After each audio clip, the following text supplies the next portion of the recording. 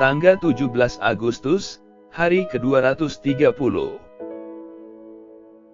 Bacaan, Yehezkiel pasal 12-15. Tanda dan khotbah. Garis besar. Yeremia menggunakan pembelajaran dari objek secara ekstensif dalam pelayanan kenabiannya. Yehezkiel menggunakan penggambaran dramatis, pertanyaan-pertanyaan ilahi yang dirancang untuk membangkitkan keingintahuan orang-orang dan memusatkan perhatian mereka pada peristiwa-peristiwa yang segera terjadi di Yerusalem.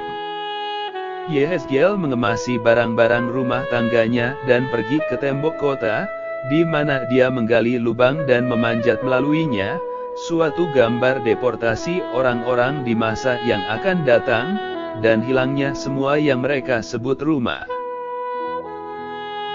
Renungan Harian. Dalam pasal 15, Yehezkiel menyamakan Yerusalem dengan pohon anggur yang tidak berguna. Pohon anggur sebagai tanaman merambat, sangat baik untuk menghasilkan buah, tetapi pohon anggur tidak baik untuk yang lain. Anda tidak dapat membuat tanaman merambat menjadi perlengkapan rumah tangga, kayu bakar yang baik, atau mengubah menjadi sesuatu yang sangat berguna. Jadi pohon anggur yang tidak berbuah, praktis tidak berharga. Penduduk Yerusalem tidak berharga bagi Allah, karena kejahatan dan penyembahan berhala mereka.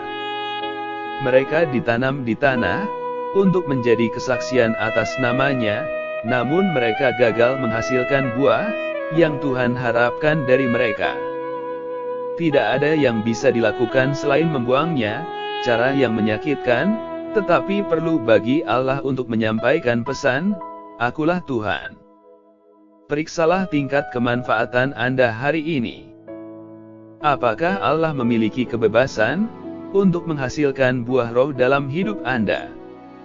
Galatia 5 ayat 22 dan 23. Letakkanlah sebuah daun pada Alkitab Anda, sebagai pengingat bahwa berbuah bukan hanya ide yang bagus, tetapi berbuah adalah salah satu alasan Anda ditempatkan Allah di dunia ini. Yohanes 15 ayat 1-6. Karakter manusia dan kebun mereka, mencerminkan jumlah penyiangan yang dilakukan selama musim tanam. Pendalaman. Bahasa isyarat, Yehezkiel 12 ayat 1-6. Tindakan Yehezkiel merupakan dramatisasi kehendak Allah dan kondisi umatnya. Lihatlah apakah Anda dapat menyelesaikan bagan di bawah ini, yang mencantumkan 10 tanda Yehezkiel, yang dirancang untuk mengajarkan 10 kebenaran ilahi kepada bangsa Yehuda. 1. Referensi, Yehezkiel 4 ayat 1-3. Tanda yang disebutkan adalah 2. Referensi, Yehezkiel 21 ayat 1-17. Tanda yang disebutkan adalah 3. Referensi, Yehezkiel 4 ayat 4-8. Tanda yang disebutkan adalah 4. Referensi, Yehezkiel 22 ayat 17-31.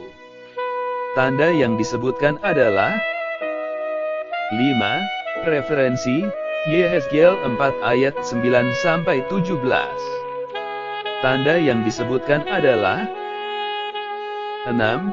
Referensi, Yehezkiel 24 ayat 1-14.